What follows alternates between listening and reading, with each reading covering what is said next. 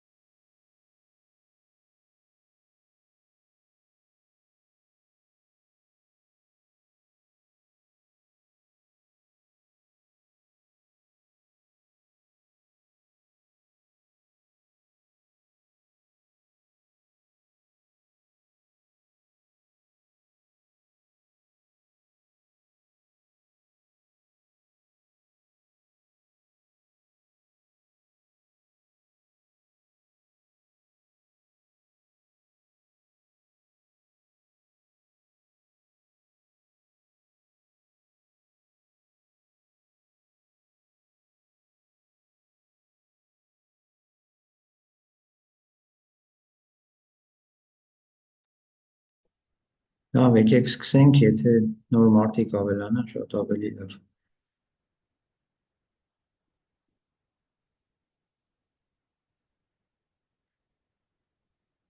Բարև բոլորին, մենք շարունակում ենք մեր դասախոսությունների շարքը, այսօր թվով 7-րդ դասախոսությունն է, դասախոսությունը կվարեմ ես, Հայկ Աղեկյանս, այսօրվա թեման այսօրվա թեման քիմիական մենք շարունակում ենք քննարկել թերմոդինամիկան եւ այսօր առաջարկում եմ քննարկենք քիմիական հավասարակշռություն, կաց եւ կապ է կնարկենք իզոբար, իզոթերմ, իզոխոր պրոցեսները, Le Chatelier-ի սկզբունքը եւ վերջում անդրադառնանք Banff-ի հավասարմանը։ Եկեք սկսենք, առաջինը եկեք անդրադառնանք իզոպրոցեսներին, ընդհանրապես իզոպրոցեսները դրանք հունարեն բառից է գալիս, իզո նշանակում է, իզոս բառը նշանակում է հավասար, այսինքն այդ պրոցեսների արդյունքում ընթացքում ինչ որ բան մնում է հաստատուն։ Հիմա մենք գիտենք ընդհանրապես շատ պրոցեսներ կան, որ իզո պրոցեսներ են, սակայն մենք քննարկում ենք սովորաբար մի քանի երեքը, դրանք են իզոբար պրոցեսները, իզոխոր պրոցեսները եւ իզոթերմ պրոցեսները։ Անդրադառնանք ամեն մեկին ավելի մանրամասն, իզոբար պրոցեսը դրանք թերմոդինամիկայի մեջ թերմոդինամիկ գործընթաց են, որի դեպքում համակարգի ճնշումը մնում է հաստատուն։ Այսինքն, երբ որ մենք քննարկում ենք թերմոդինամիկան, մեր մոտ դելտա P-ն, այսինքն համակարգի վրա արտաքինից կամ ներքինից ինչ որ փոփոխությունների արդյունքում ճնշման փոփոխություն տեղի չի ունենում։ Այսինքն մենք ունենում ենք, որ մեր դելտա P-ն հավասար է 0-ի։ Ինչպես գիտենք, անցել եք նախորդ դասախոսություններից, թերմոդինամիկայի առաջին օրենքը կարանք նկարագրենք հետևյալ կերպով, Q-ն հավասար է դելտա U պլյուս W, որտեղ W-ն աշխատանքն է, դելտա U ներքին էներգիայի փոփոխությունն է, իսկ Q-ն դա ջերմությունն է համակարգին հաղորդվող։ Այսինքն կարճ ձևակերպենք, ինչա թերմոդինամիկայի առաջին օրենքը ասում, որ համակարգին փոխանցված ջերմությունը ծախսվում է ներքին էներգիայի փոփոխության եւ աշխատանքի կատարման վրա։ Դա թերմոդինամիկայի առաջին օրենքի ձևակերպումն է եւ եկեք համակարգին փոխանցվող ջերմությունը կատարում է աշխատանք, բայց նաև փոխում է համակարգի ներքին էներգիան, այսինքն իզոբար պրոցեսների ժամանակ մենք ունենք նաև երկու բաղադրիչներ ունենք, այսինքն երբ որ փոխանցում ենք համակարգին ջերմություն, այն ծախսվում է իզոբար պրոցեսների դեպքում ներքին էներգիան փոխելու եւ աշխատանք կատարելու համար։ Եկեք այստեղ ներկայացված է աշխատանքի համար ինտեգրալ տեսքով բանաձևը, բայց սրանից վախենալ պետք չի, քանի որ ինտեգրալ ուղղակի եկեք պատկերացնենք որպես գումար, ենթադրենք ունենք ինչ-որ համակարգ, որը սկզբում եղել է ինչ-որ երկու վիճակում, սկզբում եղել է ինչ-որ մեկ վիճակում, այսինքն իրավիճակը եկեք նշանակենք պայմանական առաջին վիճակ, եւ երկրորդը եղել է վերջում եղել է երկրորդ վիճակում։ Աշխատանքը կատարված աշխատանքը, այսինքն այն ջերմությունը, որը փոխանցել ենք, ծախսվել է աշխատանքի վրա, մենք կարանք ներկայացնենք որպես ծավալի փոփոխություն, քանի որ մեր մոտ ճնշումը հաստատուն է, մենք դելտա P չենք կարող գրել եւ միայն գրում ենք դելտա V։ Այսինքն աշխատանքը մենք պետք է գրեինք, որ դա W-ն հավասար է դելտա P դելտա V, սակայն քանի որ P-ն հաստատուն է, P-ն կարող ենք ասել, որ այս ինտեգրալից դուրս է գալիս եւ մենք ստանում ենք P դելտա V արտահայտությունը։ Դելտա V-ն դա իրանից ներկայացնում է վերջնական եւ սկզբնական ծավալների տարբերությունը, այսինքն V2 հանած V1։ Իսկ ներքին էներգիայի համար դուք անցել եք, որ ներքին էներգիան Q-ն, դելտա U-ն հավասար է NCVM, որը իրենից ներկայացնում է ջերմունակությունը հաստատուն ծավալի եւ հաստատուն զանգվածի դեպքում, այսինքն NCVM դելտա T դա իրենից կարող ենք այդտեղից մենք ստացանք առանձին դելտա U-ի համար բանաձև եւ W-ի համար բանաձև, այսինքն մենք կարող ենք գրել վերջնական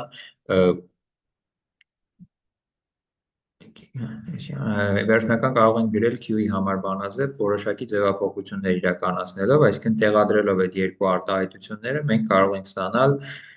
որ Q-ն հավասար է NCVM դելտա T գումարած NR դելտա T։ Այստեղ կարող եք չաթում ասել, որտեղից այս NR դելտա T-ն ի հայտ եկավ, քանի որ մենք ստացել ենք P դելտա V արտահայտությունը։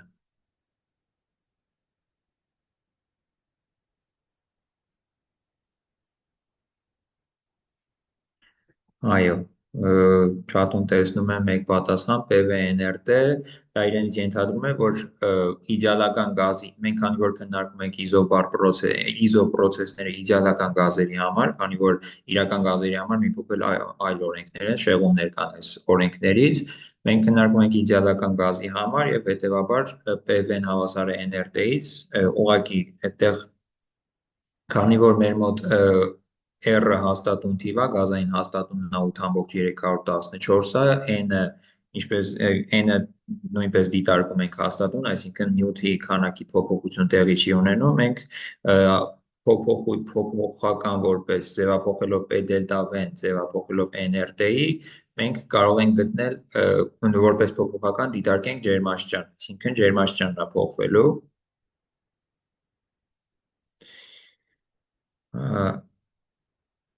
Հա, այստեղ ներկայացնելով, այստեղ արդեն հաջորդ քայլով ինքը ուղղակի ընդհանուր է հանել n դելտա t մասը այս երկու արտահայտություններից nr դելտա t եւ n7 դելտա t արտահայտություններից ընդհանուր է հանել n դելտա t մասը եւ փակագծում մնացել է cvm գումարած r պետքա որ անցած լինեք նախորդ դասախոսություններից, որ հաստատուն ճնշման եւ հաստատուն ծավալի դեպքում ծավալի ջերմապարունակությունները, այսինքն CP-ն եւ CV-ն ինչպես են իրար հետ կապված, որ CP-ն հավասար է CV գումարած R։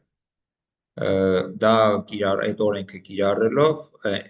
CVM գումարած R արտահայտության փոխարեն տեղադրում ենք CPM, այսինքն հաստատուն ճնշման եւ հաստատուն զանգվածի դեպքում ջերմունակությունը եւ ստանում ենք իզոբար process-ի համար ներքին էներգիայի փոփոխությունը Q-ի ջերմության հաղորդված ջերմության փոփոխությունը ինչի է հավասար։ Նկարում պատկերված է այսինքն իզոբար process-ի գրաֆիկը, այսինքն քանի որ մենք ունենք 3 փոփոխական, 3 ընդհանրապես բնութագրիչ համակարգի ջերմաստիճան, ծավալ եւ ճնշում։ Քանի որ մեր մոտ ճնշումը ինքը հաստատուն ամնում փոփոխությունների արդյունք փոփոխության չի ենթարկվում, մենք գրաֆիկ կարող ենք կառուցել V-ի կախվածությունը ջերմաստիճան, ծավալի կախվածությունը ջերմաստիճանից, դա իրենից ներկայացնում է Շարլի օրենքը եւ այստեղ ներկայացված է իզոբար process-ն է, իզոբարեր, կոպիտ ասած, այս յուրաքանչյուր գիծը իրենից ներկայացնում է առանձին իզոբար։ Decreasing pressure P դա թարգմանաբար նշանակում է ճնշումը փոքրանում է, այսինքն որքան այս գրաֆիկի անկյունը մեծանում է, այդքան ճնշումը փոքրանում է։ Եկեք անցնենք հաջորդ process-ին, իզոխոր process-ներ, նույն սկզբունքով իզոխոր, այսինքն իզո նշանակում է հաստատուն կամ հավասար, խոր ծավալի արտահայտությունն է, իզոխոր process, այսինքն թերմոդինամիկայի մեջ իզոխոր process-ը այն process-ն է, որ կոչվում է հաստատուն ծավալային process նաև կամ իզոծավալային կամ իզոմետրիկ process։ Դա թերմոդինամիկական process է, որի ընթացքում փակ համակարգի ծավալը մնում է հաստատուն։ Այսինքն երևի ֆիզիկայից էլ եք անցել, որ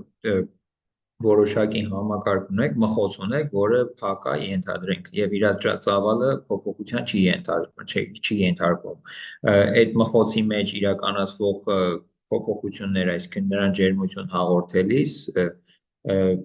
նրա մեջ իրականացվող փոփոխությունները կոչվում են իզոխոր փոփոխություններ կամ իզոխոր process-ը տեղի ունենում։ Հա, այստեղ ներկայացնենք նաև էլի թերմոդինամիկայի առաջին օրենքը օգտագործելով, այսինքն ներկայացնենք նրան փոխանցած ջերմությունը ինչի վրա է ծախսվում։ Մենք ունենք աշխատանք եւ ներքին էներգիա, այդ երկուսի վրա պետք է ծախսվի։ Հիմա մեր աշխատանքի հիմնական բանաձևը ինտեգրալ P դելտա կամ P դելտա V կարող ներկայացնենք բայց քանի որ մեր մոտ իզոխոր process է եւ հետեւաբար ծավալի փոփոխություն տեղի չի ունենում։ Այսինքն ինչ է հետևում, որ դելտա V-ն հավասար է 0-ի։ Այդտեղից էլ նույնպես հետևում է, որ աշխատանքը հետևում է 0-ի, այսինքն իզոխոր process-ների դեպքում համակարգին փոխանցված ջերմությունը չի ծախսվում համակարգի կողմից դրական աշխատանք կատարելու համար եւ հետեւաբար ամբողջ ջերմությունը փոխանցվում է ներքին էներգիայի աշխատումը, որպեսզի փոխի ներքին էներգիա։ Ներքին էներգիայի փոփոխությունն է կարող ներկայացնենք Q հանա դելտա un այս արտահայտությունը դելտա un հավասար է Q հանած P դելտա V նույն թերմոդինամիկայի առաջին օրենքն է ուղղակի տեղերն է փոխած դելտա un բերված է ձախ հատված Q-ն տեղափոխված է աջ հատված եւ այստեղից դելտա un հավասար է Q հանած P դելտա V բայց քանի որ մենք ցույց տվեցինք որ դելտա V-ն 0 է եւ հետեւաբար P դելտա V նույն ինքը աշխատանքն է 0 հետեւաբար մենք ստանում ենք որ դելտա un հավասար է Q-ին եւ քանի որ մենք Q-ն գտել ենք որ անցել ենք որ MC-V դելտա T է կամ MC դելտա T է մենք V-ն տեղադրում ենք որ նշենք իզոխոր process-ները այսինքն իզոխոր պայմաններում ջերմունակությունը եւ ներքին էներգիայի համար ստանում ենք հետեւյալ արտահայտությունը նկարում պատկերված է մխոց, որին փոխանցվում է կրակով ջերմություն ու ծավալի փոփոխություն չտե առանց ծավալի փոփոխության իր մեջ որոշակի process-ներ են տեղի ունենում, իսկ մյուս գրաֆիկում պատկերված է գրաֆիկորեն իզոխոր process-ի գրաֆիկական ներկայացումն է, քանի որ մենք ունենք V-ն հաստատուն, կախվածությունը կլինի P-ի եւ T-ի միջեւ, այստեղ P-ն եւ T-ն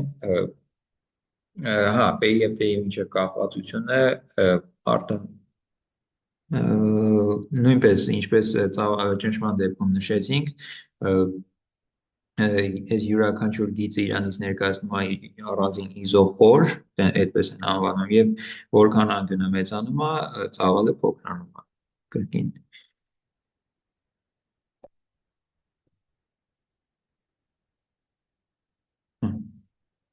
Իզոթերմ process-ն է հաջորդը, իզոթերմ երևի արդեն ենթադրում եք, որ նշանակում է ջերմաստիճանը մնում է հաստատուն, այսինքն իզո հաստատուն, թերմ ջերմաստիճանն է ցույց տալիս, իզոթերմ process-ը ջերմադինամիկ գործընթացի տեսակ է, որի ժամանակ համակարգի T ջերմաստիճանը մնում է հաստատուն, այսինքն դելտա T-ն մեր մոտ հավասար է 0-ի։ Էլի եկեք գրում ենք թերմոդինամիկայի առաջին օրենքը դելտա un հավասար է Q մինուս W Եվ քանի որ ջերմաստիճանը անփոփոխ է, ապա ներքին էներգիայի փոփոխությունը հավասար է 0-ի։ Այսինքն մեր ամբողջ աշխատանքը ծախսվում է ամբողջ տրված ջերմությունը ծախսվում է աշխատանք կատարելու համար։ Ներքին էներգիայի փոփոխությունը ինչու է հավասար 0-ի, որտեղ ներքին էներգիան հավասար է 3/2 KB դելտա T, քանի որ մեր մոտ դելտա T-ն հավասար է 0-ի, հետևաբար մենք մեր մոտ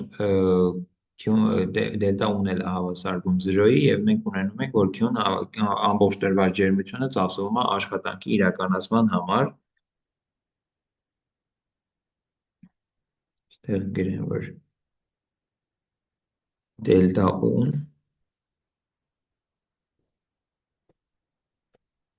հավասար է 3 Աջից չէ այստեղ Կարանք այսպես է գրենք, un հավասար է 3/2 KB-T, KB-ն դա Բոլցմանի հաստատումն է, 1/38, 10-34, եթե չեմ սխալվում,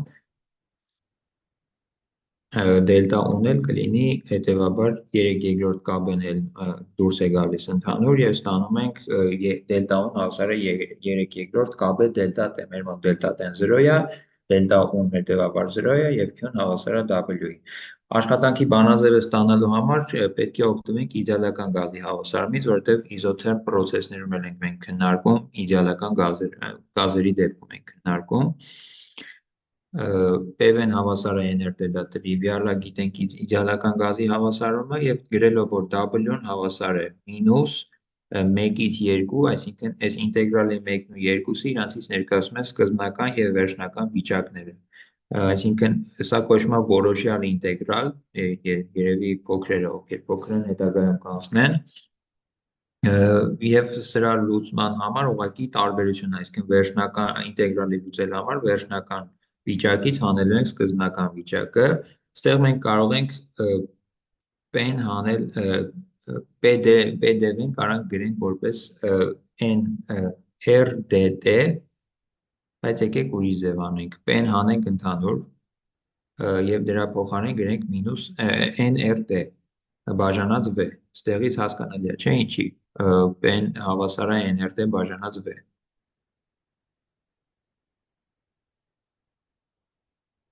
Այս թվում է հասկանալի է, չաթոմ ոչինչ չի գրում, բայց ոչինչ։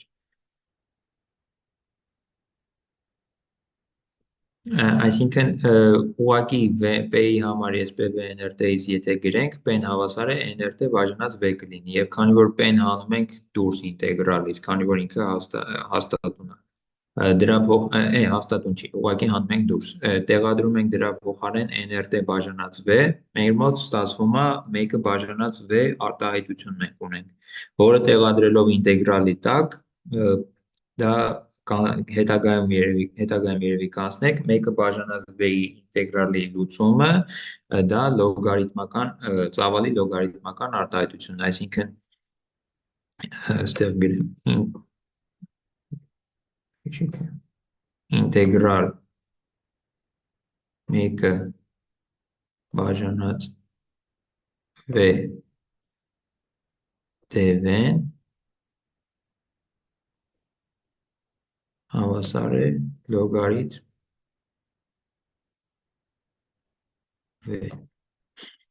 Ստեղից այս արտահայտությունը կիրառում ենք մեր համակարգի համար եւ ստանում ենք, որ վերջնական վիճակից սկզբնականի հանելու համար մենք պետք է գրենք -nrt լոգարիթմ v2 հանած -nrt լոգարիթմ v1, քանի որ գիտենք լոգարիթմների տարբերությունը ձևափոխելով ստանում ենք լոգարիթմ եւ նրանց հարաբերությունը,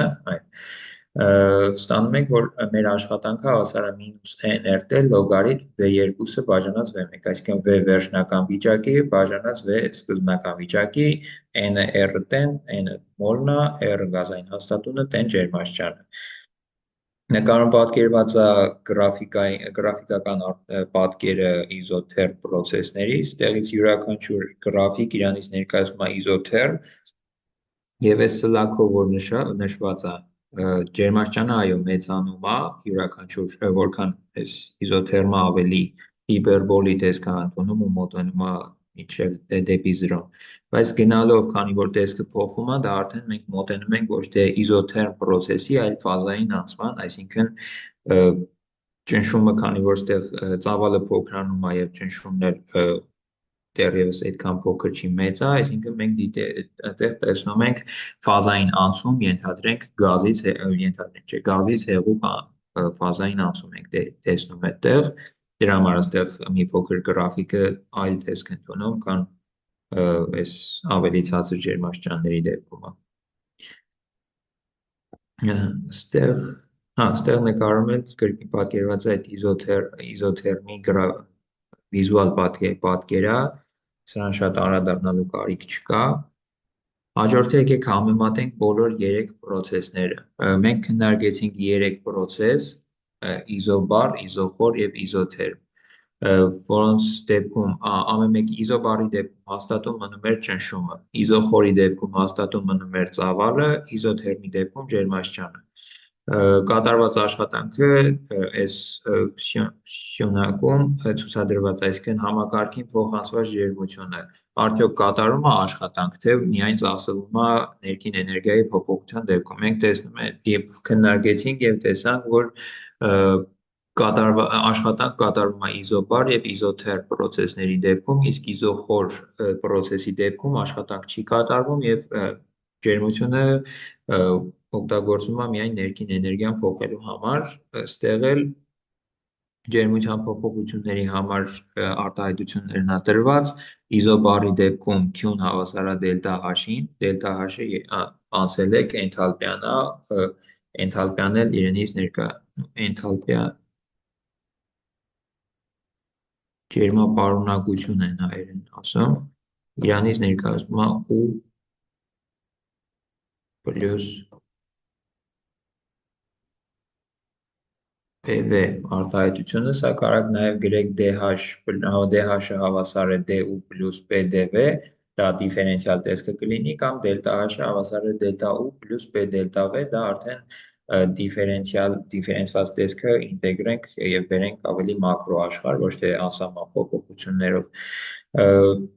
Ստորևել ներկայացված է բոլոր 3 պրոցեսները համադրած, այսինքն մենք եռաչափ գրաֆիկ ենք տեսնում, որտեղ x, y եւ z-ի առանցքները ամեն մեկը իրենց ներկայացնում է ճնշումը, ծավալը եւ ջերմաստիճանը եւ տեսնում ենք կախվածությունները, թե որ հատվածում ինչ process ենք մենք տեսնում։ Այստեղ այս որ նշված է v իսատ անվերջ նշանը, դա կախվածության նշան է, այսինքն v-ն հակադարձ է ուղիղ համեմատական ջերմաստիճանին, այստեղ p-ն է ուղիղ համեմատական ջերմաստիճանին, իսկ այստեղ p-ն հավասարակոնստանտ, դա իրենից ներկայացնում է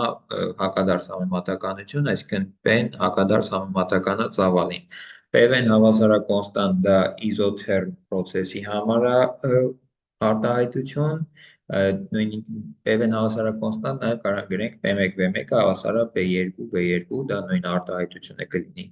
V-ն ուղիղ համեմատական է ջերմաստիճանին, դա իզոբար process-ի դեպքում է, եւ P-ն ուղիղ համեմատական է ջերմաստիճանին, դա իզոխոր process-ի դեպքում է։ Ոնց կարանք տարբերենք, թե որ արտահայտությունը որ process-ին է արտացոլում,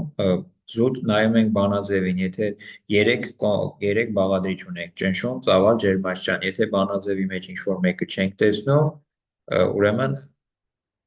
ինքը մնացել է հաստատուն եւ ուղղակի հիշում ենք, եթե ենթադրենք ճնշումը մնացել էր հաստատուն, ինչ ենք անվանում ենք իզոբար։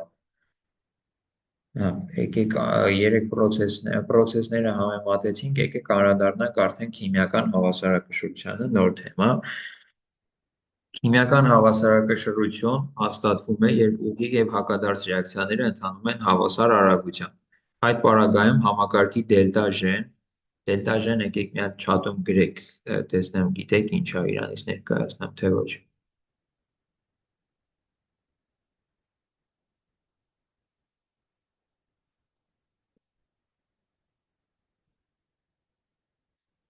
Այո, գիպսի ազատ էներգիա։ Գիպսի ազատ էներգիան դա համակարգի բնութագրիչ է, այսինքն համակարգի հավասարակշռային վիճակի բնութագրիչ է ու օգտագործվում է հասկանալու համար համակարգ ենթադրենք ինչ որ process կգնա ինքնաբերաբար թե չի գնա ինքնաբերաբար։ Քիմիական համակարգը անվանում են հավասարակշռային վիճակում գտնվող, երբ իր գիպսի ազատ էներգիայի փոփոխությունը հավասար է 0-ի, այսինքն դելտա G-ն հավասար է 0-ի։ Քիմիական հավասարակշռությունը դա դինամիկ process է, այսինքն տենց ստատիկ վիճակ չի էլի, որ ինքը հաստատվում է եւ անհնար է այն շեղել քիմիական հավասարակշռությունից դուրս գալ, բայց հավասարակշռային վիճակում ելանյութերի եւ վերջանյութերի կոնցենտրացիաները մնում են անփոփոխ։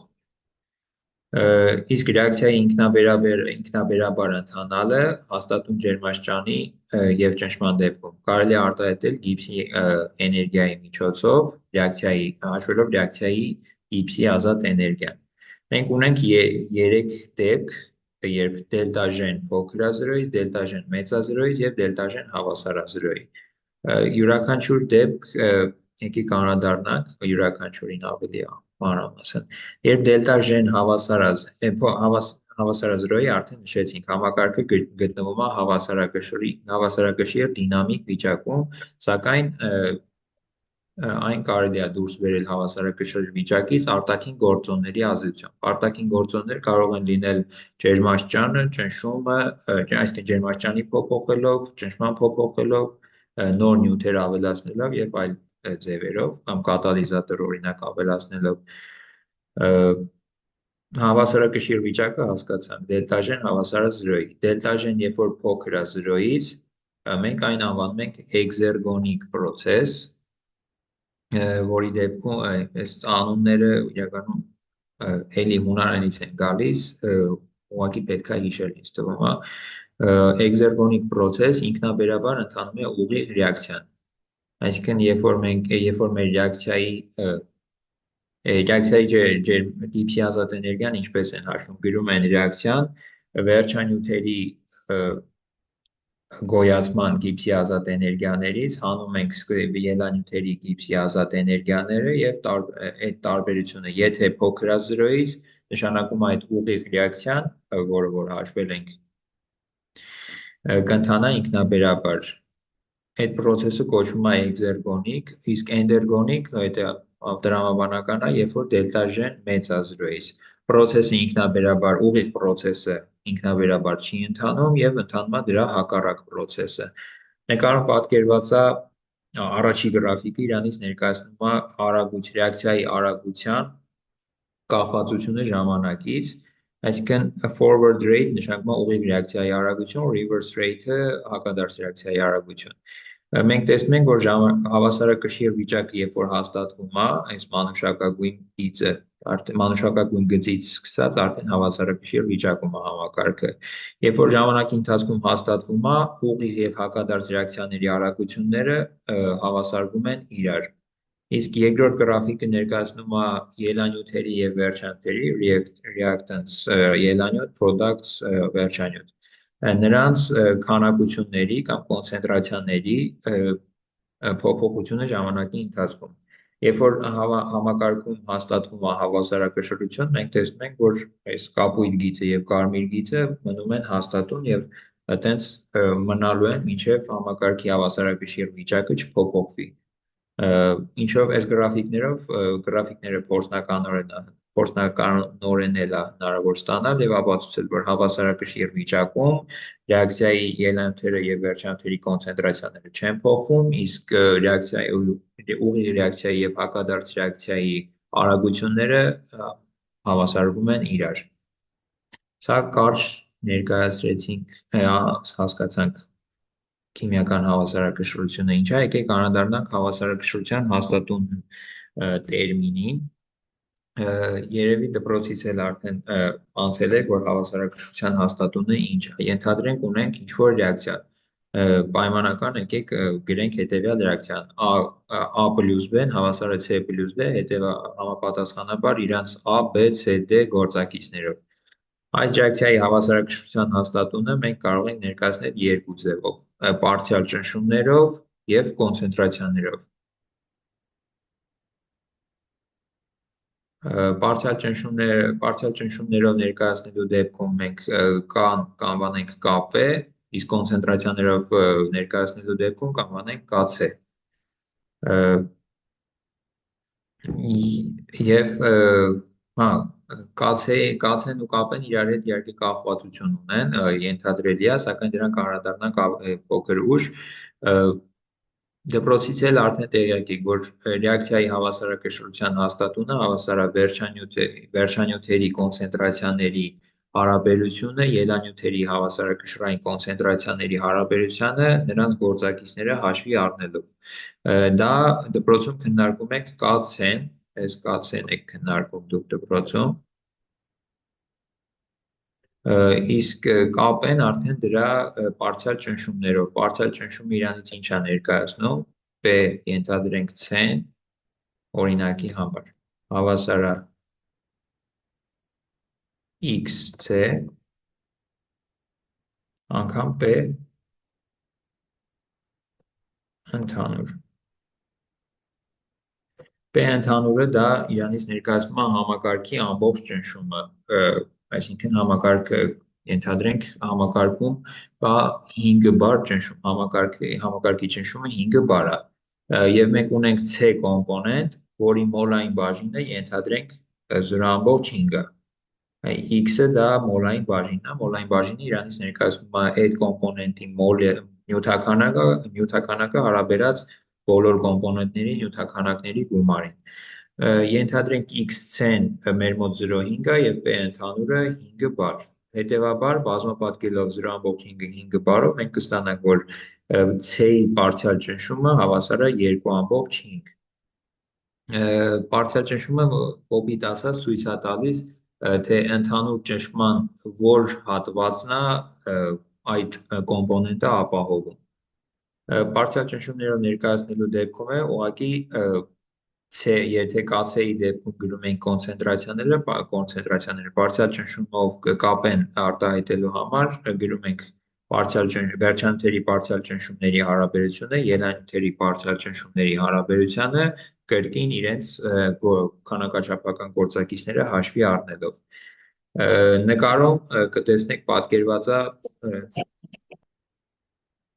Նկարում պատկերված է տրիվիալ ռեակցիայի համար, թե ինչպես են հաշվարկում իրենց պարցիալ ճնշումների համար, որ պարցիալ ճնշումը ընդհանրապես ոնց են հաշվարկում։ Ջրի քայքայման ռեակցիան է, 1 մոլ ջրի քայքայումից առաջանում է 1 մոլ ջրածին եւ կես մոլ թթվածին։ Ենթադրում է նկարում պատկերված է, որ initial amount դա իրանից ներկայացնում է սկզբնական քանակությունը։ Այսինքն սկզբում, երբ որ դեռ ոչ մի process չի ընթացել համակարգում, մենք ունենք n մոլ ջուր համակարգում եւ չունենք ընդհանրապես 0 ունենք ջրածին եւ 0 ունենք թթվածին։ Երբ որ համակարգում հաստատվել է հավասարակշռություն, change to reach equilibrium, այսինքն այն փոփոխությունը, որը անհրաժեշտ է հավասարակշռության հասնելու համար։ Այսինքն մինուս ալֆա n, ալֆան որևէ գործակից է, ենթադրենք ռեակցիան ընթացել է 50%-ով, ալֆան կլինի 0.5, այսինքն ցույց է տալիս, թե որքանով է ռեակցիան ընթացել կամ փոխարկման աստիճանը կախված հայեցողությունից, կախված կամ կգրենք փոխարկման աստիճանով կամ կգրենք ռեակցիայի ելքով։ Այսինքն, երբ որ մինուս ալֆա n փոփոխություն է տեղի ունեցել ջրից, այսինքն սկզբնական ունենք n, մինուս ալֆա n-ը փոխազդեց, այսինքն նրա փոփոխությունը կլինի n-ից հանած, վերջնականը կլինի n-ից հանած ալֆա n։ Եվ կունենանք քանակաչափորեն կհաշվենք, կստանանք, որ փոփոխությունը ջրածնի պլյուս ալֆա n-ը, այսինքն ինքը ավելացել է։ Թթվածինը պլյուս 1/2 ալֆա n, 1/2, քանի որ քանակաչափորեն ինքը 1-ին 0.5-ով է ռեակցիան գնում։ Եվ թթվածնի փոփոխությունը կլինի պլյուս 1/2 ալֆա n։ Amounted equilibrium նշանակում է քանակությունը հավասարակշռային վիճակում։ Մենք ունեցանք սկզբնական ունենք n մոլ n քանակություն, ալֆա n-ը գնաց ռեակցիայի ջրածին եւ թթվածին առնչացնելու համար վերջնականը կլինի n-ից հանած ալֆա n կամ n-ը հանած այստեղ ընդհանուր 1 մինուս ալֆա անգամ n։ Ջրածնի վերջնականը կլինի ալֆա n, իսկ թթվածնի վերջնականը կլինի պլյուս 1/2 ալֆա n։ Այստեղ տոտալ, այսինքն ամբողջը բոլորը ուղղակի գումարել է իրար եւ ստացել է 1 գումարած 1/2 ալֆա n։ Այսքանը հասկանալի է երևի, դրանից հետո արդեն հաշվում է mole fraction, նույն ինքը մոլային բաժինը, ուղղակի վերցնում է իրա մոլը եւ բաժանում է ընդհանուր տոտալ քանակությանը, ընդհանուր քանակությանը, ստանում է ջրի համար 1 մինուս ալֆա բաժանած 1 գումարած 1/2 ալֆա, ջրածնի համար ալֆան բաժանած 1 գումարած 1/2 ալֆա եւ թթվածնի համար 1/2 ալֆան բաժանած 1 գումարած 1/2 ալֆա։ Մոլային բաժինները հաշվելուց հետո ուղղակի բազմապատկում է այդ մոլային բաժինները ընդհանուր ճնշումով, համակարգի ընդհանուր ճնշումով, որը հնարավոր է էքսպերիմենտալ կերպով հասկանալ, բազմապատկում է եւ դրանով եւ ստանում է պարցիալ ճնշումները յուրաքանչյուր կոմպոնենտի համար։ Այդ պարցիալ ճնշումները տեղադրում է այս կապեի բանաձևի մեջ, իրենց քանակաչափական գործակիցները ցուցիչում հաշվի առնելով, այսինքն ենթադրենք մեր մոտ PD-ն հանենք, PD չկա, PC-ի C աշճանը, չէ, PD-ն չէ, PB-ն հանենք, այսինքն մեր մոտ ռեակցիա տեղի ունեցել, ջուրը ենթադրենք A-ն է, սա մեր C-ն է, սա մեր D-ն է։ Մեր մոտ D փոքրատառը կլինի 1/2, քանի որ թթվածնի քանակաչափական գործակիցը 1/2 է, փոքրատառ C-ն կլինի հավասարման մեջ 1, քանի որ ջրածնի քանակաչափական գործակիցը 1 է եւ ջրի համար A-ն փոքրատառ կլինի կրկին 1 ըստ նրա քանակաչափական գործակցի։ Տեղադրում ենք PA-ի փոխարեն այս արտահայտությունը, PC-ի փոխարեն այս արտահայտությունը եւ PD-ի փոխարեն այս արտահայտությունը։ Ռեակցիան Ռեակցիայի դեպքում տրվում է, ենթադրենք ելքը գնացել է ալֆայի համար արժեքը ունենում ենք, ընդհանուր ճնշումը ունենում ենք, տեղադրելով հաշվում ենք կապեն, նույն գործողությունը կարանք հակառակը իրականացնենք, այսինքն կապեն ունենք, որոշակի կերպով էքսպերիմենտալ ստացել ենք, դրանից գտնենք բարձր ճնշումները կամ ալֆան, այնինքն փոխարկման աստիճանը կամ որքան է գնացել ռեակցիան։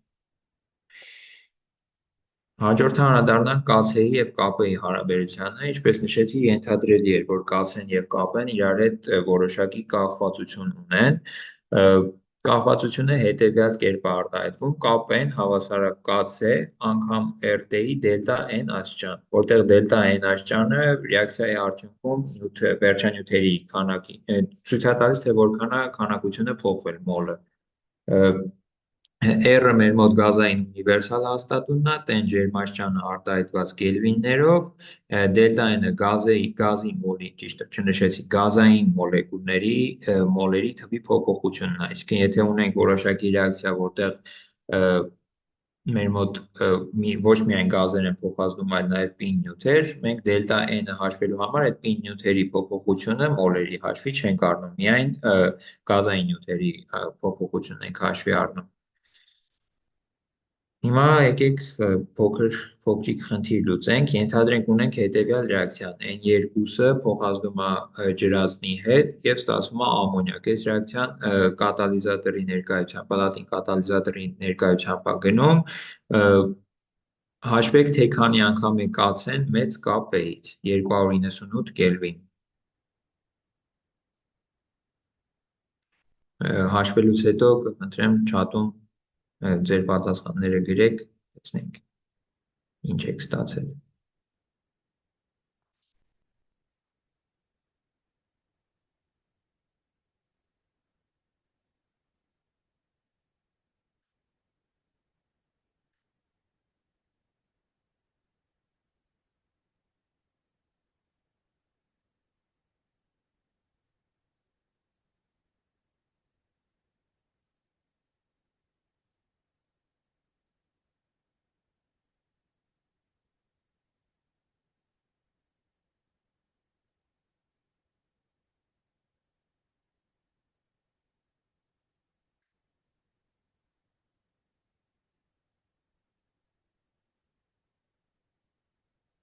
Տեսնում եմ Գարիկը Փանիկյան ստացել է որոշակի թիվ, հեսա կանադառնանք ճիշտ է թե ոչ։ Եվս մի երկու հոգի տեսնենք, թե լուծում են, արդեն անդրադառնանք լուծմանը։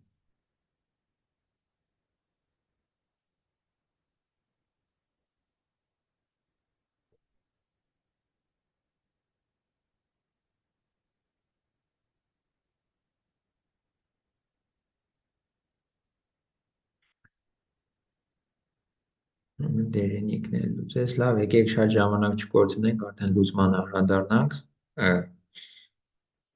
Մերի Մկրտչյանը այլ թիվ որոշակի ստացավ։ Հիմա այս մինի խնդիրը լուծելու համար ինչ մեթոդ եմ ես առաջարկում, մեթոդը որն նշվեց, թե ինչպես պիտի հաշվարկվի, ուղղակի պետք է հաշվարկվել։ Մենք ունենք այս ռեակցիան N2 մարդ 3 հատ H2, 2 հատ ամոնիակ առաջանում։ Ինչպես տեսնում եք, բոլոր կոմպոնենտները գազային են, այսինքն դելտա n-ը հաշվելու համար մենք պիտի հաշվի առնենք բոլոր կոմպոնենտների նյութականակ մոլերը, գործակիցները կոպիտ ասած այս դեպքում։ Դելտա n-ը մեր դեպքում հավասար կլինի 2-ից,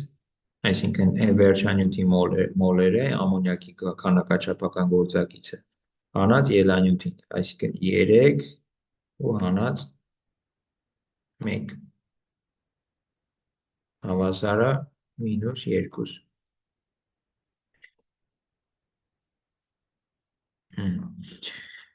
Հիմա ըստեղից, այսինքն մենք ունենք RT-ի մինուս 2 աստիճան, կոպիտ ասած մենք ինչը պիտի հաշվենք, մենք պիտի հաշվենք 1-ը բաժանած RT-ի մինուս 2 աստիճանը։ Քանի որ մենք ունենք կապ այստեղ ուղղակի որոշակի մաթեմատիկական տեղաշարժումներ անելուց ստանում ենք, որ կացեն հարաբերած կապեին հավասարը 1-ը բաժանած RT-ի մինուս 2 աստիճան կամ RT-ի, սա կարանք գրենք 2 աստիճան։ Մենք ունենք R-ը գիտենք 8.314-ը, դեն նշվեց 298։ Սա բարձրացնում ենք քառակուսի, և ստանում ենք այն պատասխանը, որը չաթում այո, ստեղ չաթում այս ստացված 6.138 անգամ 16 աստիճանը, դա ճիշտ պատասխանն է, այսինքն մեծամասնությունը ճիշտ է ստացել, ստեղ որոշակի շեղումներ հնարավոր է, որտեղ կարեք ուղղակի 8.3 վերցնեիք կամ 298.15 վերցնեիք ու դա բավականին մեծ փոփոխություն կտար, քանի որ քառակուսի է բարձրացրած։ Ընդհանուր առմամբ լուծման սկզբունքը էս էր։ Եկեք արդեն անդրադառնանք հաջորդ թեմային՝ Լե-Շատելյեի սկզբունքին։ Լե-Շատելյեի սկզբունքը երևի շատերին դպրոցից արդեն ծանոթ է։ Լե-Շատելյեի սկզբունքը դա մի սկզբունք է, որը օգտագործվում է քիմիական հավասարակշռության վրա պայմանների փոփոխության ազդեցությունը կանխատեսելու համար։ Այսինքն, եթե մենք ունենք քիմիական հավասարակշիռ վիճակում գտնվող որոշակի համակարգ, Լե-Շատելյեի սկզբունքը կիրառելով մենք կարանք ասենք ենթադրենք որոշակի արտաքին գործոնների ազդեցությամբ, ենթադրենք ճնշումը փոխել ենք, փոքրացրել ենք կամ մեծացրել ենք, ինչ փոփոխություն կկրի համակարգը, այսինքն հավասարակշիռ վիճակից պարզ է, որ դուրս կգա, սա էլ ապացուցում է այն, որ հավասարակշիռ վիճակը դինամիկ պրոցես է։ Լե-Շատելյեի սկզբունքը օգնում է մեզ հասկանալ, թե արտաքին ազդակների ազդեցությամբ ինչ փոփոխություններ կկրի համակարգը։ Դրանք մի քանիսին անդրադառնանք, մի քանիսին նաև չենք անդրադառնա, դրանք հետո կարող եք ինքնուրույն նայել։ Անդրադառնանք քիմիական նյութի կոնցենտրացիան կոնցենտրացիայի փոփոխություն, ենթադրենք ունենք ինչ-որ կոնցենտրացիայով համակարգ,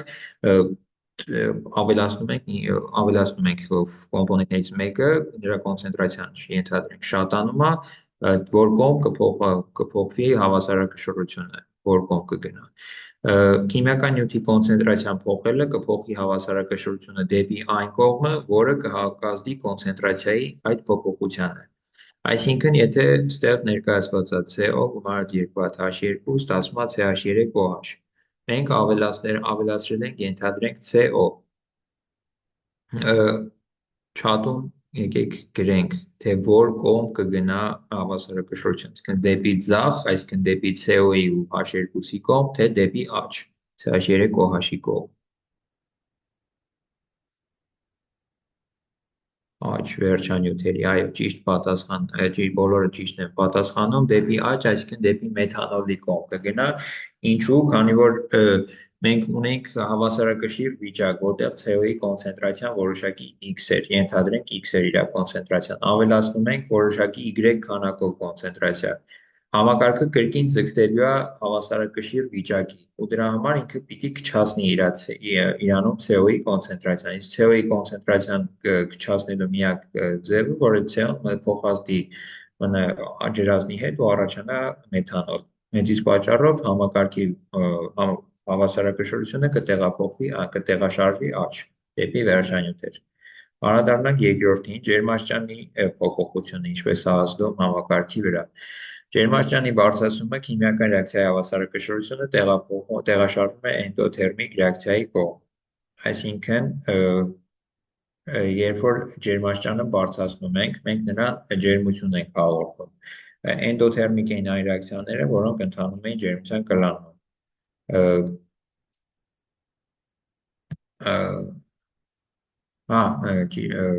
Հետևաբար, երբ որ համակարգին ջերմություն ենք փոխանցում, ինքը կգնա այն ուղղությամբ, որը որ ջերմություն է կլանում, որ այդ ավելցուկային ջերմությունը ինչ որտեղ ծախսվի։ Այստեղ ներկայացված է ամոնյակի, կրկին ամոնյակի օրինակն է բերված, ամոնյակը նրա էնթալպիայի փոփոխությունը -92 կիլոջոուլ մոլ է։ Չաթում եկեք գրենք, թե ջերմաստիճանը բարձրացնելիս որ կողմ կգնա ռեակցիան։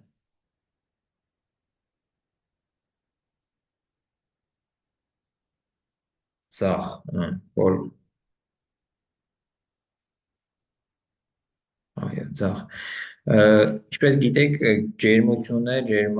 էնթալպիայի հետ հակադարձ են, այսինքն դելտա H-ը հավասար է -Q։ Հետևաբար, եթե մեր դելտա H-ը -92 է, Q-ն կլինի +92։ +92-ը իրանից ներկայացնում է էկզոթերմիկ process, այսինքն մեր ամոնյակի ստացման, նույն ինքը ուղիղ ռեակցիայի process-ը ինքը իրանից ներկայացնում է էկզոթերմիկ process։ Բայց քանի որ քննարկեցինք, որ ջերմաստիճանի բարձրացումը ռեակցիան տեղաշարժում է դեպի էնդոթերմիկ ռեակցիայի կողմ, հետևաբար ամոնյակի առաջացումը էկզոթերմիկ process է, հակառակ ռեակցիան տրամաբանորեն կլինի էնդոթերմիկ process եւ հետևաբար մեր հավասարակշռությունը ջերմաստիճանը բարձրացնելիս կգնա ելանյութերի կողմին, ինքը ձախ։ Ճնշման մեծացումը, ճնշման է անդրադառնում։ Ճնշման մեծացումը քիմիական ռեակցիայի հավասարակշռությունը տեղաշարժում է ծավալի փոքրացման կողմ։ Սա ինձ թվում է այդպես տրամաբանությամբ էլ է հնարավոր դուրս բերել, որ քանի որ մենք ունենք գազային ենթադրենք մոլեկուլներ ու նրանց միջմոլեկուլային փոխազդեցությունը, միջմոլեկուլային տարածությունը մեծ է։ Ինչպես գիտենք, միջմոլեկուլային տարածությունը պինդ ագրեգատային վիճակում ամենափոքրն է, հեղուկում մի փոքր մեծ է, գազերում ամենամեծն։ Հետևաբար ճնշումը մեծացնելուց նրանց միջև մենք ոնց որ սխմում ենք կոպիտ ասած այդ համակարգին ու նա պետք է գնա ծավալի փոքրացման կողմ ու նրա միջև միջմոլեկուլային հեռավորությունները պիտի փոքրանան։ Ստեղ եկեք այս նույն օրինակի վրա, ամոնյակի օրինակի վրա ասեք ճնշման մեծացումը դեպի որ կողմ կտեղաշարժի ռեակցիան։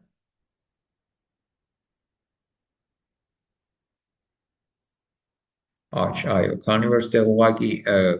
քանակաչափական գործակիցներին նայելով մենք ունենք 4 հատ գազի մոլեկուլ, 3 հատ ջրածնի, 1 հատ ազոտի մոլեկուլ ունենք ձախ հատվածում, ելանյութերի հատվածում, 2 հատ գազի ամոնյակի մոլեկուլ ունենք աջ հատվածում։ Հետևաբար ճնշումը մեծացնելիս ռեակցիայի հավասարակշռությունը կցանկանա գնա դեպի ծավալի փոքրացման կողմ, հետևաբար ամոնյակի կողմ, այսինքն դեպի աջ կգնա։ Եվ մյուս վերջինը քննարկենք ծավալի մեծացումը։ Ծավալի մեծացումը բերում է քիմիական հավասարակշռության տեղաշարժման այն կողմ, որտեղ գազային կոմպոնենտները քիչ են։ Դա իրանից ինչ ներկայացնում, որ ենթադրենք ունենք այս նկարում, չէ, այս նկարում դա չի ներկայացված, ստեղ ուղղակի, ստեղ ճնշման փոփոխությունից է ներկայացված, ստեղ որ միջմոլեկուլային հեռավորությունները մեծ են, ճնշումը մեծացնում ենք, նրանց միջև միջմոլեկուլային հեռավորությունները փոքրանում է ու գնում է դեպի ծավալի փոքրացման կողմ։ Իսկ ծավալի մեծացումը բերում է քիմիական հավասարակշռության տեղաշարժման այն կողմ, որտեղ գազային կոմպոնենտները քիչ են,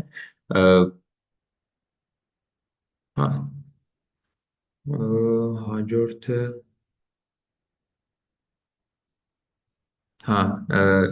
եկեք նաև անդրադառնանք Van 't Hoff-ի հավասարմանը, երևի չգիտեմ, ոմանց ծանոթ է Van 't Hoff-ի հավասարումը, ոմանց ծանոթ չի։ Դուք քննարկել եք թերմոդինամիկայից, որ դելտա G-ն, նույնիսկ գիպսի ազատ էներգիան հավասար է դելտա H մինուս T դելտա S եւ մինուս RT լոգարիթմ K, որտեղ S-ը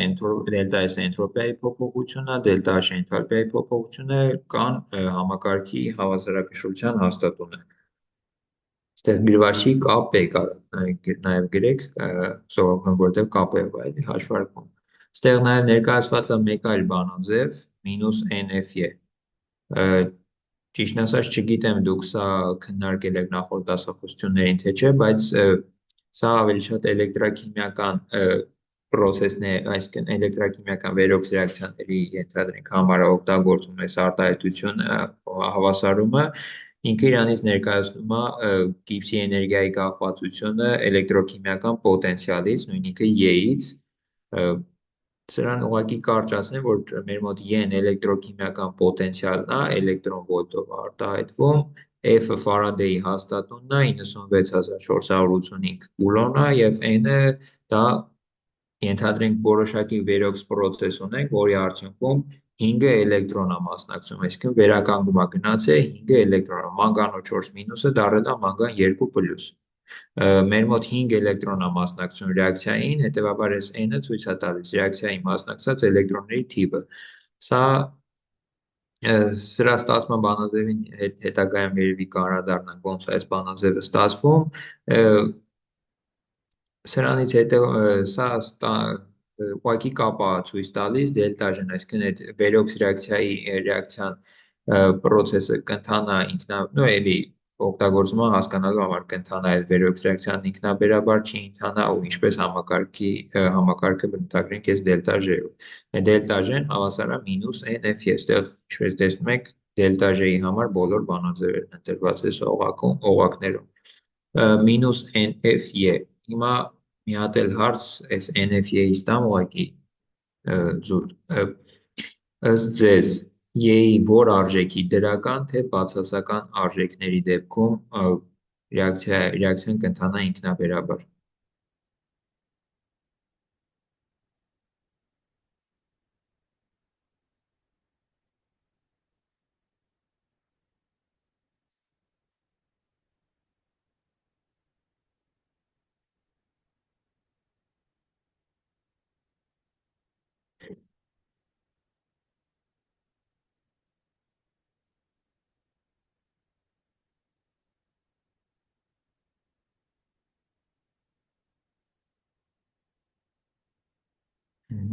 Ստեղ նշեցին մեծամասնությունը, որ դրական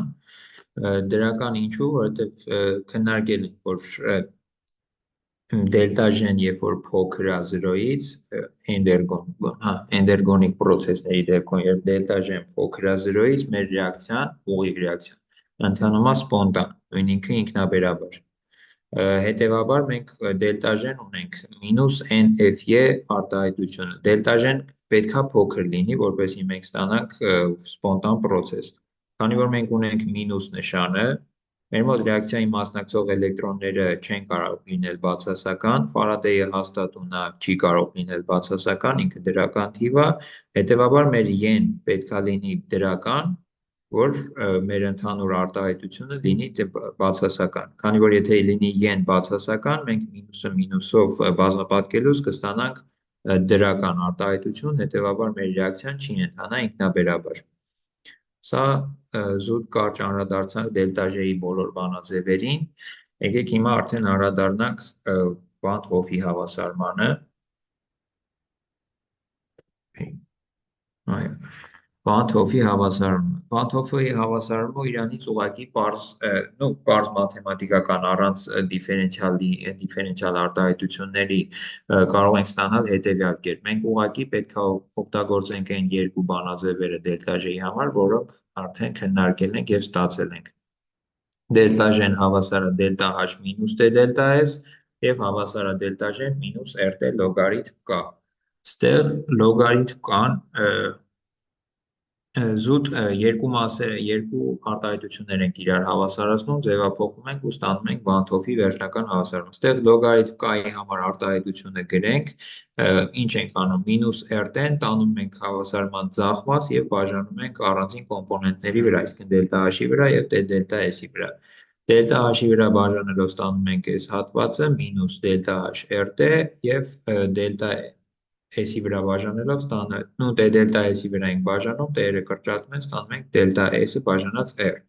Իսկ հաջորդ վերջնական Van 't Hoff-ի հավասարումը ստանալու համար արդեն իրականում սա Van 't Hoff-ի հավասարման դիֆերենցված տեսքն է, դիֆերենցված չէ, դիֆերենցված տեսքը արդեն ինտեգրած տեսքն է, դիֆերենցիալ տեսքը իրականում պետք չի հիշել, որովհետև խնդիրների լուծման մեջ միշտ սա է օգտագործվում, շատ հազվադեպ կարող պատահի, որ դիֆերենցիալ տեսքը ձեզ պետք է։ Վանթովի հավասարումը ինչի համար են օգտագործում, ինքը զուտ ցույց է տալիս ջերմաստիճանի փոփոխությունը ինչպես գազի համակարգի հավասարակշռության հաստատունի վրա։ Գծային տեսքի բերելու համար օգտագործում ենք լոգարիթմ կան եւ այստեղ ուղղակի երկու այս լոգարիթմ K2-ը բաժանած K1-ը ցույց է տալիս ենթադրենք T1-ից T2 անցնելիս, այսինքն սկզբնական ջերմաստիճանից վերջնական ջերմաստիճան անցնելուց ինչպես է փոխվում համակարգի հավասարակշռության հաստատությունը, քանի անգամ է մեծանում կամ քանի անգամ է փոքրանում։ Իսկ այս վերևի արտահայտությունը իրանից ներկայացնում է Վանթովի հավասարման գծային արտահայտությունը, գծային տեսքի է բերած։ Այստեղ գծային գիտեք երևի Y-ը հավասար է KX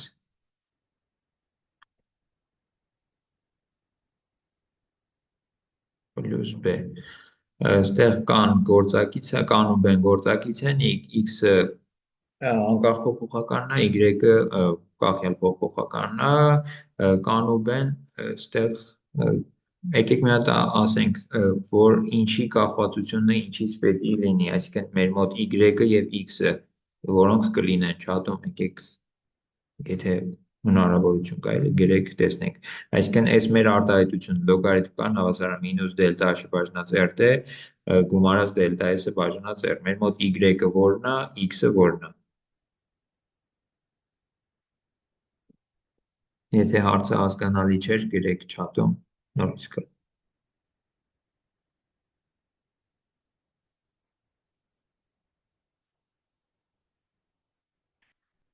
Այստեղ, ինձ թվում է, այսինքն մեկը բաժանած դեն դա X-ն է,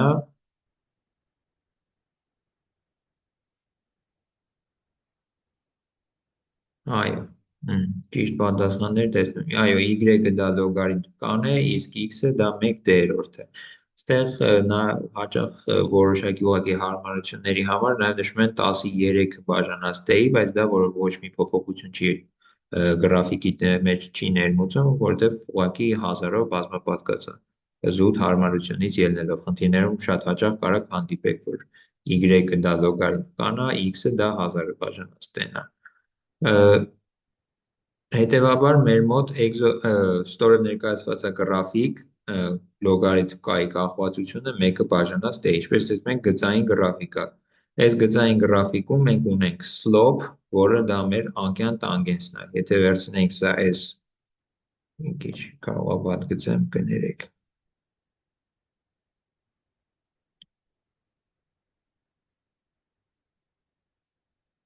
Այս եռանկյունն է,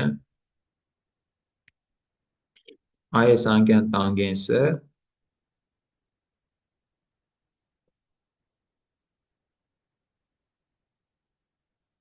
ալֆա եկեք նշանակենք այս անկյունը, այս անկյան տանգենսը մեր slope-ն է, կոպիտն է, slope-ը անգլերենից ճիշտ ասած տերմին է, հայերեն թարգմանությունը չգիտեմ, տանգենս ալֆան ուկլոն ռուսերեն ցույց է տալիս, թե որքան է այդ անկյունը, գութասուրա ինչ բան է էլի, ինչ անկյան տակ է գտնվում, ու այդ անկյան տանգենսը մեր մոտ նույն ինքը կան է, այսինքն այս արտահայտության կան, մեր slope-ն է նույն ինքը տանգենս ալֆան, տանգենս ալֆան ուղղակյունից գիտենք դիմացի էջի հարաբերությունն է կից էջին, հետևաբար մենք կարանք ուղղակի որոշակի արժեքներ հաշվելով, ենթադրենք դուք ունեք որոշակի տվյալներ լոգարիթմ k-ի եւ t-ի, այսինքն տարբեր ջերմաստիճաններում k-ի արժեքները ունեք։ Այս գրաֆիկը կառուցելուց հետո կարաք հաշվեք այս անկյան տանգենսը, ձեզ հարմար եղանակով ոնց ուզում եք, որ ենթադրենք որպես օրինակ վերցնենք s ու այս կետերը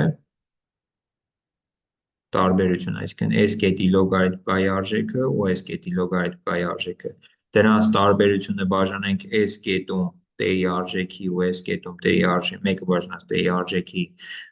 տարբերության վրա կստանանք մեր տանգենս ալֆան։ Տանգենս ալֆան ստանալուց հետո կտեղադրենք, որ մինուս դելտա h-ը բաժանած r հավասար է տանգենս ալֆա, այդտեղից կգտնենք մեր ռեակցիայի դելտա h-ը։ Շատ տրիվիալ խնդիր է ու շատ է հանդիպում թե օլիմպիադայի, թե այլ տեսակի խնդիրներում, իսկ մեր interception-ը դա ցույց է տալիս, թե ենթադրենք այս գրաֆիկը շարունակենք մինչև 0 կետին հատվել, այսինքն երբ որ x-ը 0 կլինի, y-ների առանցքի որ կետում կհատվի այս գրաֆիկը։ Դա կոչվում է interception եւ դա էլ հավասար է մեր b-ի արժեքին, b-ն էլ մեր մոտ դելտա s-ը բաժանած r-ն է։ Կրկին, երբ որ կարանք այս գրաֆիկը էքստրապոլենք, գտնենք b-ի արժեքը կամ interception-ը, կամ արդեն քանի որ տանգենս ալֆան հաշվել ենք մեր ձեռքով, կարանք տեղադրենք հավասարման մեջ, վերցնենք ինչ-որ y, վերցնենք ինչ-որ դրան համապատասխան, չէ, վերցնենք համապատասխան x, դրան համապատասխան y-ը, k-ի արժեքը ունենք, տեղադրենք եւ ստանանք մեր b-ի արժեքը, b-ից հետո էլ բազմապատկելով գազային հաստատունով կգտնենք ռեակցիայի դելտա s-ը։ Դե հետևաբար դելտա h-ը դելտա s-ը ունենք, այս ամեն ինչի հիմնական նպատակը այն է, որ հաշվենք ֆիզիկո-քիմիական պարամետրերը ռեակցիայի դելտա h-ը, դելտա s-ը եւ հետևաբար դրանից դելտա g-ն։ Դելտա g-ն հաշվելուց հետո այդ ռեակցիայի համար արդեն կհասկանանք մեր ռեակցիան ինքնաբերաբար ընթանում է, թե ինքնաբերաբար չի ընթանում։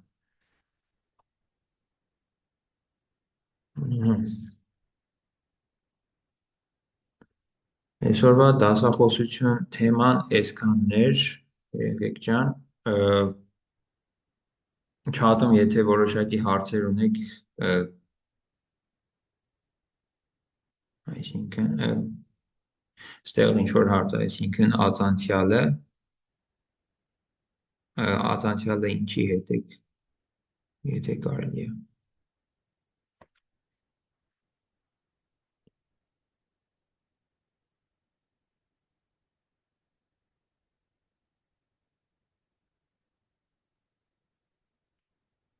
Հա, իրականում, հա, տանգենս ալֆան կարակ նաև ածանցյալով հաշվեք, բայց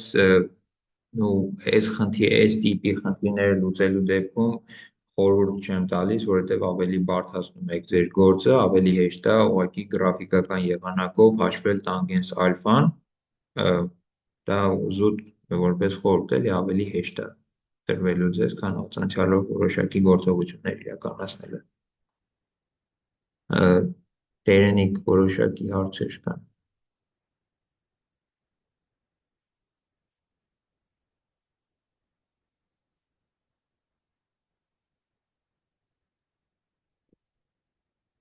Այլ հարցեր կան, երեխեք։ Դասախոսությունների սայիկա շարը դասախոսությունից հետո կտեղադրեմ դրայվում։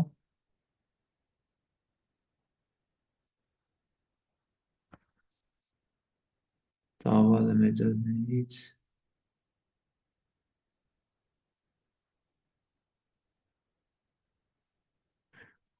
Իրապե համակարգի ծավալը մեծացնելիս գնում է դեպի ավելի քիչ կոմպոնենտների կողմ, բայց գնում է դեպի իվարկյան գնամ սլայդի վրա։ Ծավալի մեծացումը բերում է քիմիական հավասարակշռության տեղաշարժման այն կողմ, որտեղ գազային կոմպոնենտները, հա, այստեղ հա ճիշտ է, ճիշտ նկատառում արել Տերենիկը, այստեղ տրամաբանորեն էլ կարելի է ենթադրել, որ սխալագրված, քանի որ ծավալը մեծացնում ենք, հետևաբար գազերը ավելի ազատ կարող են շարժվել ու իրանք ազատություն են կոպիտ ասած ստանում ու հետևաբար համակարգին ավելի ձեռնտու է, որ գնա դեպի այն կողմ, որտեղ գազերը շատ են ու քանի որ նրանք հնարավորություն ունեն ազատ շարժվելու առանց որոշակի բարդությունների, կոպիտ ասած բարդությունների։ Հետևաբար ծավալի մեծացումը բերում է քիմիական հավասարակշռության տեղաշարժման այն կողմ, որտեղ գազային կոմպոնենտները շատ են, բայց ծավալի փոքրացումը կբերի այն կողմ, որտեղ քիչ են, հակադարձը։ Շնորհակալություն նկատառման համար։ Այլ հարցեր։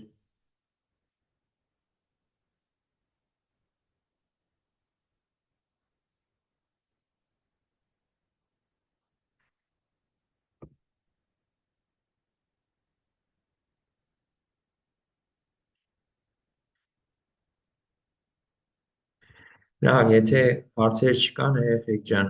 դասախոսությունը այսքանն էր, սա իկաշարը կտեղադրեմ դասախոսությունից հետո դրայվի մեջ եւ երեկոյան կուղարկեմ չաթում problems բաժնում, problems topic-ում որոշակի խնդիրներ կապված հավասարակշռության հաստատումի եւ Bantoff-ի հավասարման վերաբերյալ խնդիրները կլինեն թե մեր օլիմպիադաներից, թե այլ տեղերից, ճիշտ ասած խնդիրները հնարավոր է նաև լինեն արտասահմանյան աղբյուրներից եւ ոչ թարգմանած վիճակում լինեն, հուսամ ձեր համար բարդություն չի ներկայացնի, որ անգլերեն կամ ռուսերեն լինի խնդիրը, սակայն կաշխատեմ հայերեն թարգմանել կամ հայերեն աղբյուրներից օգտվել, այդ խնդիրները լուծեք, մեր հաջորդ հանդիպումը կլինի արդեն 5-շաբթի օրը, կրկին 5:30, այդ ժամանակ արդեն ամփոփենք թերմոդինամիկա բաժինը, կրկին ես եմ լինելու 5-շաբթի օրը եւ խնդիրների լուծում եւ քննարկում կիրականացնենք ու այդքանով կամփոփենք թերմոդինամիկա բաժինը, հետագայում արդեն կտեղեկացնենք որ բաժիններին ենք անդրադառնալու։ Եթե այլ հարցեր չունեք, շնորհակալ եմ։ Ես եմ շնորհակալ, կարող ենք ավարտել միտինգը։